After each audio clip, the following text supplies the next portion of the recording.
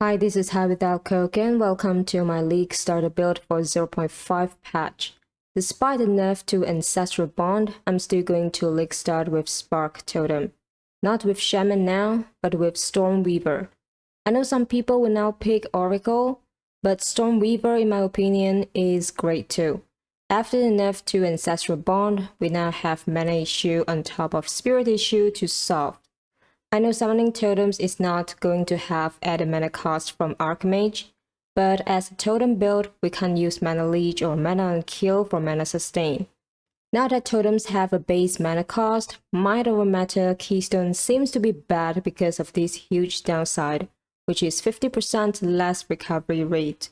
Before the nerf, we can spam totems whenever we want because totems have no cost. Even if a curse costs a lot of mana, it's not like I'll be constantly spamming it, because it is mostly for bosses. If I'm just pressing Frostbomb or Flame Wall all the time, then having 50% less recovery rate should be fine. Now that this is not the case, I want to invest in damage taken from mana before life nodes. Forced Wheel gives 20%, these give 10%, these give 16%, there are still some on the tree, for example here, and here. It's also possible to get it as an implicit on certain body armors. Second, since we can't use mana leech or mana on kill, we want to get more regen for better recovery after we get hit.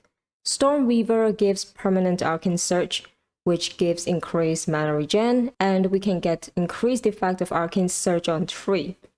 This brings my mana regen up to 600. Furthermore, I have some mana recouped from the passive tree. I'll be anointing Adverse Growth because this is the cheapest option. A lot of passive skills require Liquid Fear, Isolation, or Suffering, which are very expensive.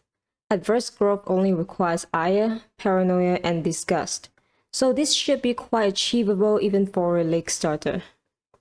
Another thing I like about Witch is that it has easy access to mana cost efficiency nodes. If I want to, I can even get Mind Eraser to reduce my mana cost to 300 plus. With all these things, I hope I don't have to rely too much on mana remnants. I know it is great because it can overflow our mana to provide more damage and defense. However, according to Pasteron, only the on-kill part is working, so it's actually not that useful against bosses. No idea why this is the case because I also thought the on-crit part was working and not the on-kill part. I mean, at least this is how it works in POE 1, so kinda confusing. Also, mana remnants cost 30 spirits. It's not a huge amount of spirits, but this build is already spirit hungry because of totem stacking and Archmage costing 100 spirits. I know we can probably get rid of the spirit reservation of Archmage using that special Archmage amulet, but it may be very rare and it's not that viable for League start. Though Stormweaver is great for mana sustain, the Ascendancy itself is not very offensive for totem builds. I don't think Strike Twice works for totems, because it specifies 2 of your shocks. If it says only 2 shocks, then I think it should work with totems. But if you plan to use Call of the Brotherhood to reliably chill and freeze enemies for extra defense, your totems can still shock with Shaper of Storms. All damage from hits contributes to shock chance. It doesn't say your hits, and since Spark cast by totems also hits, I think this should work. Storm's Recollection.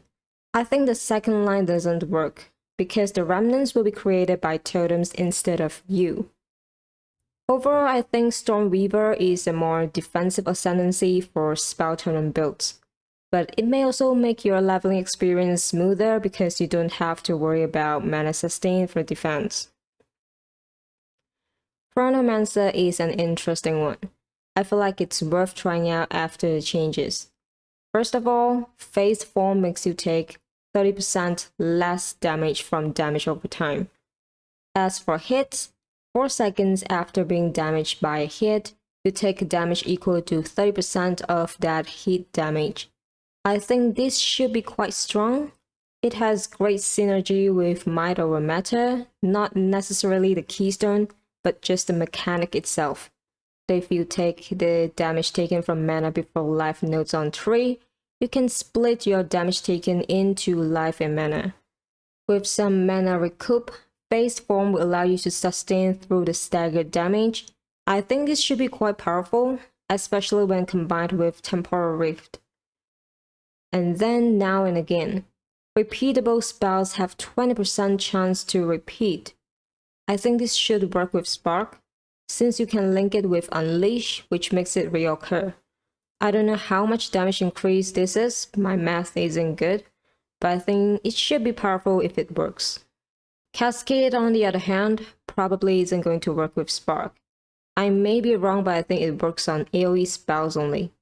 At least this is how Spell Cascade support works. There are a few options for the last Ascendancy notable. Quicksand Hourglass grants Sands of Time. I think this is how it works. The buff starts with 6% increased skill speed, which is scaled down to 1% over 10 seconds, and then back to 60% again over the next 10 seconds. The 1% increased AoE starts from the same time, scaled up to 60% over 10 seconds, and then back to 1% again over the next 10 seconds.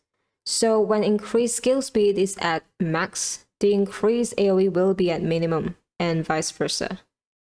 I'm not sure how the new Inevitable Agony works. I heard that the change is a buff, but I'll have to use it myself to know if it's good. Apex of the Moment allows enemies in your presence to be slowed by 20%, which can be quite good as a defensive layer when combined with things like Hinder and Temporal Chains for massive slow. Oracle. I think this is the Ascendancy with the highest DPS, due to Forced Outcome providing lots of crit. It also has Harmony Within, which is a built-in Might over Matter node. So the passive points saved up from damage taken from mana before life can go into mana regen or damage nodes. Also, placing totems should be fast and smooth because I have these nodes: Rustle of the Leaves and Ancestral Reach. However, by taking Harmony Within, you will have 15% less maximum life and mana, making this Ascendancy a little bit less defensive. My first Ascendancy choice is Stormweaver, but who knows? Maybe I will change my mind at the last minute and pick Chronomancer or Oracle. I don't know, because they all seem to be viable and very good. Now, moving on to the gear, the priority is to solve the spirit issue. We need 75 spirits per totem. Even with efficient inscriptions, we still need 63 spirits per totem. So we must squeeze out as much spirits as possible from gear pieces like Scepter, Body Armor, and Amulet. Conjurer Mantle is a good alternative for getting more spirits. These are the only rare gear pieces that can provide spirits naturally. Don't need desecrated or corrupted mods or anything. You can also get a huge amount of spirits on some budget uniques, for example, Enfolding Dawn and Beacon of Aziz.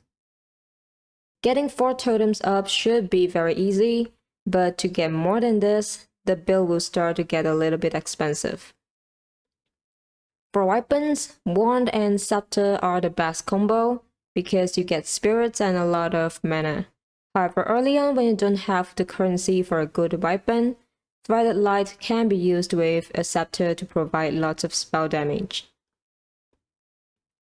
To use Sigil of Power, we'll need a Chiming Staff on weapon swap.